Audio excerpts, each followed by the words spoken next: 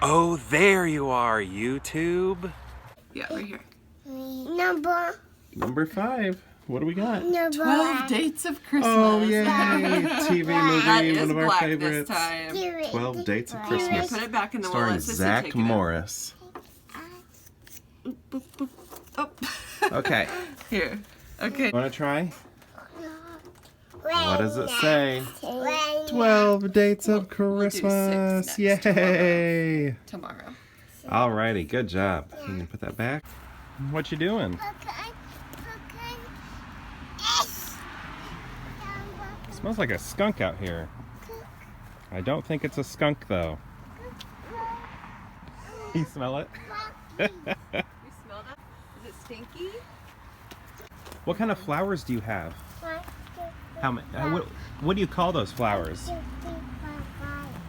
What are you holding in your hand? Sally flowers? Why do you call them Sally flowers? They remind you of the flower Sally holds in The Nightmare Before Christmas? Yeah? Oh, you're gonna color green on the shed? Beautiful.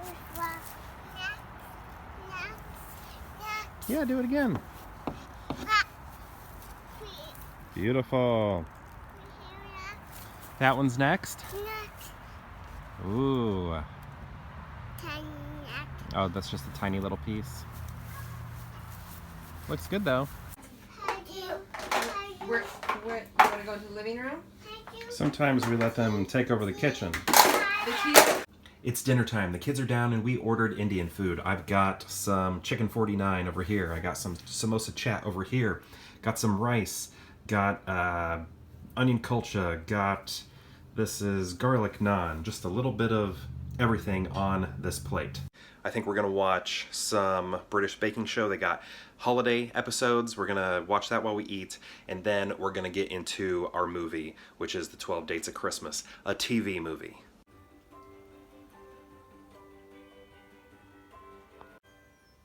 Dinner was good. The holiday bake-off was good. We only watched one episode though. I think there are a few more. Do you know how many more there are? There are a few more, I think. And now we're gonna go start our movie.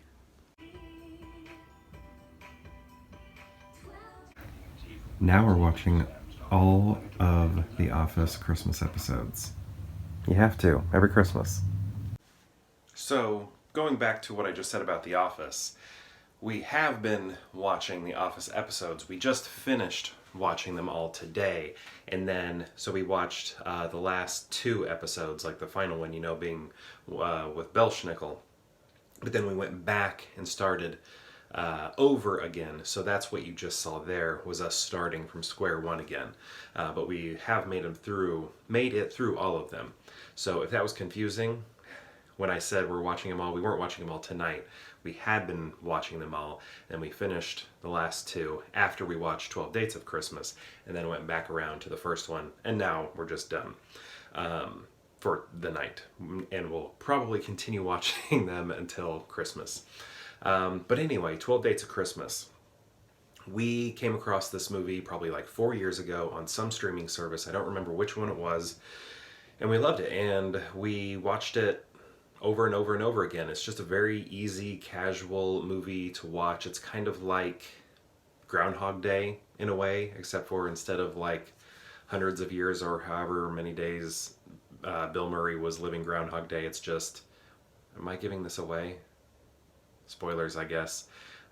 It's just 12 days. 12 days of Christmas, 12 dates of Christmas. 12 days this person is reliving over and over so that they can perfect this day and date. But anyway, yeah, we found it 4 years ago, watched it many times because it is such an easy, casual watch. It's just great to watch in the background. It's like one of the most perfect TV holiday movies. Actually, it might be my favorite made-for-TV Christmas movie that I can think of, at least in this moment. I'm sure I could be wrong, but in this moment it is my favorite. I'm not thinking, you know, broadly right now. There's probably another one, but I'm just going to say right now it's one of my favorites. Anyway, I keep starting this story. Found it 4 years ago. It was on a streaming service. Then it wasn't the next Christmas. We were like, where is it? Where is it? We can't find it. And then last Christmas, was that last Christmas? Or we either went 2 Christmases without it or 1 Christmas. Let's say 2. And then last Christmas we found it. I can't remember what we found it on though, what streaming service or how we were given access to it, but we did watch it last year. And then, but I think we only watched it once last year, maybe twice. But then when we got Disney Plus, we found it on there. So it's on Disney Plus. If you have Disney Plus, watch 12 Dates of Christmas. It is amazing. Zach Morris is in it. Are you a Saved by the Bell fan? Are you? They have a reboot right now. Are you a fan of that one over on Peacock? I haven't watched any of it yet. I don't even know if it's out yet. I think it's out, but I haven't watched any of it yet. But anyway, Zach Morris is in it. When I was a kid, he was the person I strived to be appearance-wise. Maybe not appearance-wise. I don't know. I didn't strive to be him, but when I thought about what an ideal person looked like, what I should look like if I wanted to be cool, if I wanted people to think I was awesome, it was Zach Morris. He wasn't like a good person. Actually, he was kind of a bad, terrible person if you watch the show. But I just thought he looked cool, and if I wanted to be cool, I needed to look like Zach Morris. And yeah, I like I can't say his name, Mark Paul Gosselaar, who played Zach Morris and who is in this movie. Also, Amy Smart is in this movie. Probably know her from stuff like, I don't know, she's kind of like in a bunch of stuff from like the 90s, late 90s, early 2000s, things like that. But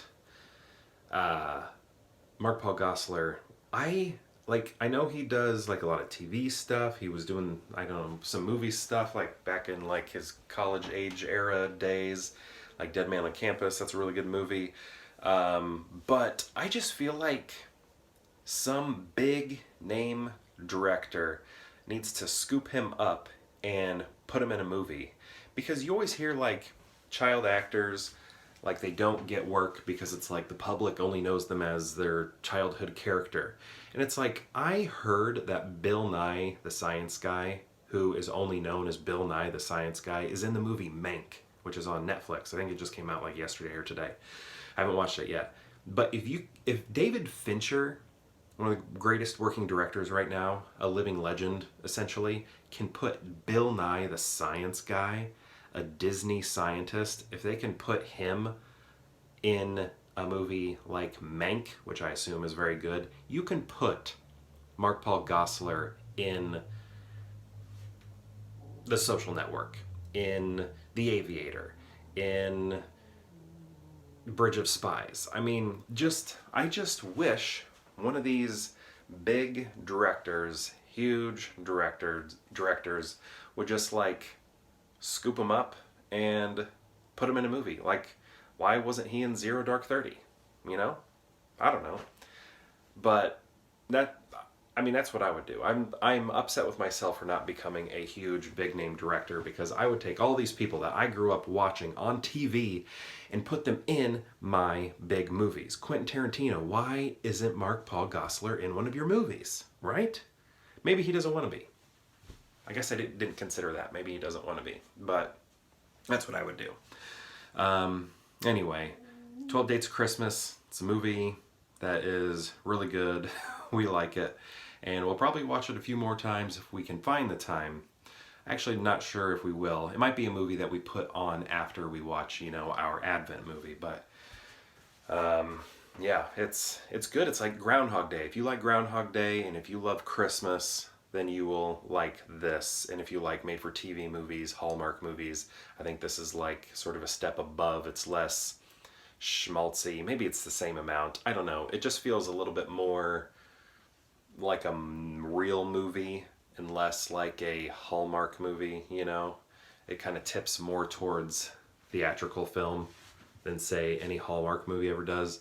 So, anyway, it's available on Disney Plus. It's called 12 Dates of Christmas. 12 is like the numbers 1, 2 Dates of Christmas. So check it out. I think it's very good. And perhaps I'll see you tomorrow for more Peer Hangout.